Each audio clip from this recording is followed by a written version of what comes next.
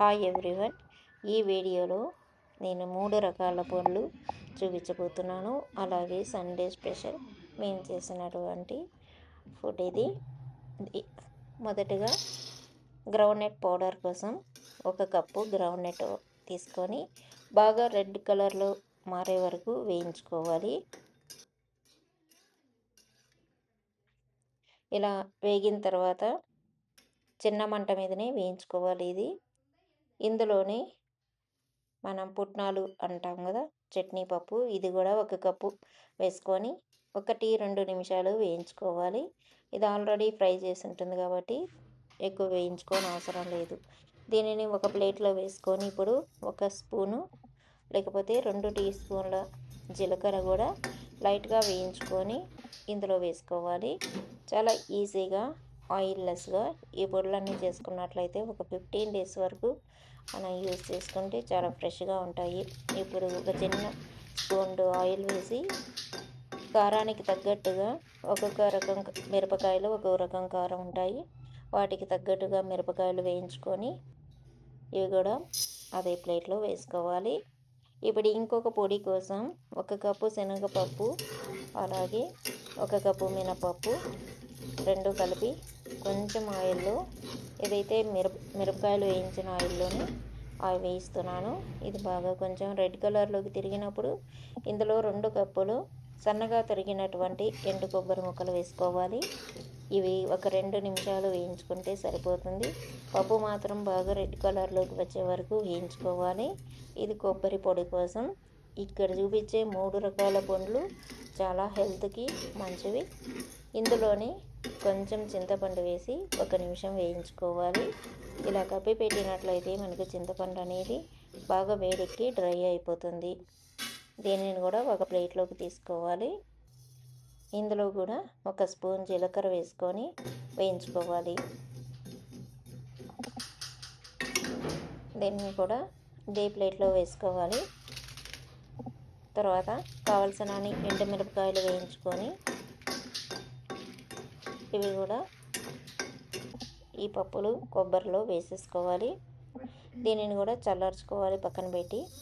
ఇప్పుడు 1 cup brown కలర్లో ఉండే నువ్వులు కానీ, నల్ల నువ్వులైనా తెల్ల నువ్వులైనా ఏ నువ్వులైనా వాడుకోవచ్చు. ఈ నువ్వులు కొంచెం చిటపటలాడి కొంచెం ఉబ్బినట్లుగా అయ్యే వరకు వేయించుకోవాలి.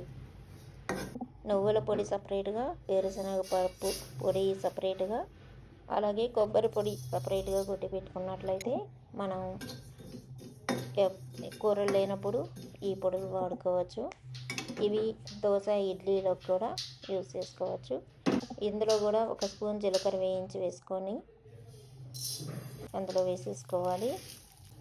ఇప్పుడు నువ్వుల పొడి కోసం, నువ్వులు ఆయిల్గా వస్తే ముద్దగా వచ్చేస్తుంది పొడి. దానికోసం ఒక 2 స్పూన్లు శనగపప్పు, 2 స్పూన్లు మినపప్పు, ఒక అర స్పూన్ ఆయిల్ వేసుకొని వేయించుకోవాలి. బాగా బ్రౌన్ కలర్ వచ్చే వరకు వేయించుకోవాలి చూపిస్తున్నట్లుగా. ఇది కూడా ఈ నువ్వుల్లో వేసేసుకోవాలి. ఇప్పుడు కొన్ని ఎండుమిరపకాయలు కూడా వేయించుకొని కారానికి తగ్గట్టుగా ఇవి కూడా వేసుకోవాలి. ఎండుమిరపకాయలు వేయించినట్లయితే మనకు ఘాటు అనేది తగ్గుతుంది. ఇందులోనే ఒక 3 టేబుల్ స్పూన్ల వరకు చింతాకు పొడి వేసుకుంటే చాలా బాగుంటుంది. నువ్వులు, చింతాకు పొడి. ఇప్పుడు ఇవన్నీ చల్లార్చుకున్న తర్వాత ఒక్కొక్కటిగా మిక్సీ పట్టుకుంటాము. మిక్సీలో వేసుకొని ఇందులో తగినంత ఉప్పు వేసుకొని ఇందులోనే మీకు కావాలి అంటే 1 పెద్ద గడ్డ కానీ 2 చిన్న వెల్లుల్లి గడ్డలు కానీ వేసుకొని పొడి చేసుకోవచ్చు. కొంచెం బరకగా ఉంటే తినేటప్పుడు మనకు గొంతు పట్టుకోకుండా ఉంటుంది, పొరపోకుండా ఉంటుంది. వెల్లుల్లి ఇష్టం లేని వాళ్ళు అవాయిడ్ చేయొచ్చు. నేను ఈ పొడిలో అయితే వేయట్లేదు. దాని తర్వాత కొబ్బరి పొడి కోసం వేయించి పెట్టుకున్నటువంటి కొబ్బరి పప్పులను వేసేసుకొని ఇందులో కూడా సాల్ట్, అలాగే కొబ్బరి పొడిలో ఇంగు వేసినా కూడా బాగుంటుంది. 1 స్పూన్ వరకు ఇంగు వేసుకోవాలి. ఇంగు ఇష్టం లేని వాళ్ళు వెల్లుల్లి వేసుకోవచ్చు.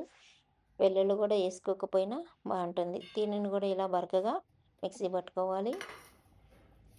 మిక్సీ పట్టినప్పుడు వేడిగా ఉంటాయి కాబట్టి ఇవి కాసేపు పక్కన పెట్టుకొని తర్వాత బాటిల్లో పెట్టుకోవాలి.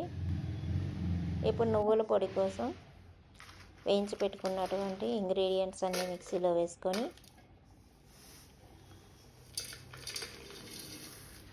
ఈ పొడులన్నీ 2 వారాల వరకు వస్తాయి మాకైతే. మీకు ఎక్కువ కావాలంటే ఎక్కువగా వేసుకోవచ్చు. ఇందులో వెల్లుల్లి వేసుకొని మనం పొడి చేసుకున్నట్లయితే మంచి టేస్టీగా ఉంటుంది.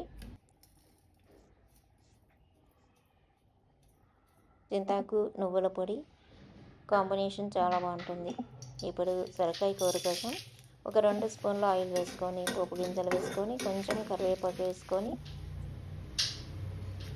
సన్నగా తరిగి పెట్టుకున్నటువంటి సొరకాయ ముక్కల్ని ఇలా చిన్న చిన్న ముక్కలుగా కట్ చేసుకోవాలి. ఈజీగా అయిపోతుంది ఇది. దీనిని ఒక 5 నిమిషాలు వేయించుకోవాలి.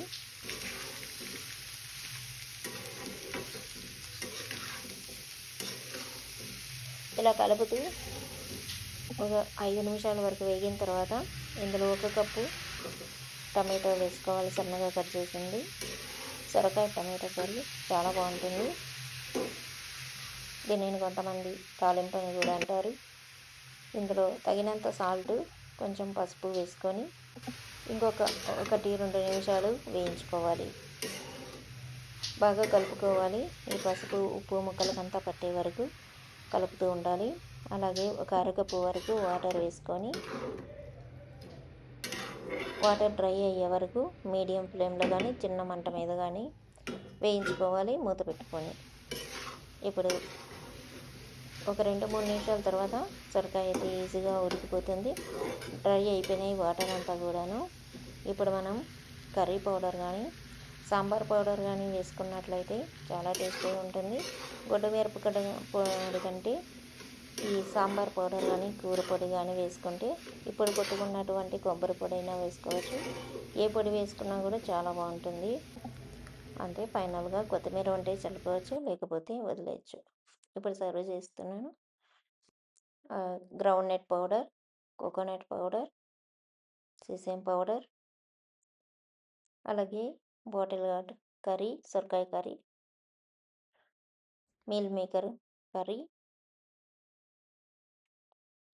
రైతా, సలాడ్, ఇది నైవేద్యం పెట్టినటువంటి రైస్, ఇందులోనే నెయ్యి కూడా ఉంటుంది. అలాగే క్యాబేజ్ కూట్, ఇది చెన్నాతోటి చేసినటువంటి రసం, అలాగే బటర్ మిల్క్, అరటిపండు. ఇది మా ఇంట్లో సండే చేసుకున్నటువంటివి. వీడియో నచ్చినట్లయితే లైక్ చేయండి, అలాగే కామెంట్ చేయండి, సబ్స్క్రైబ్ చేసుకోండి మరిన్ని వీడియోస్ కోసం. Thank you for watching.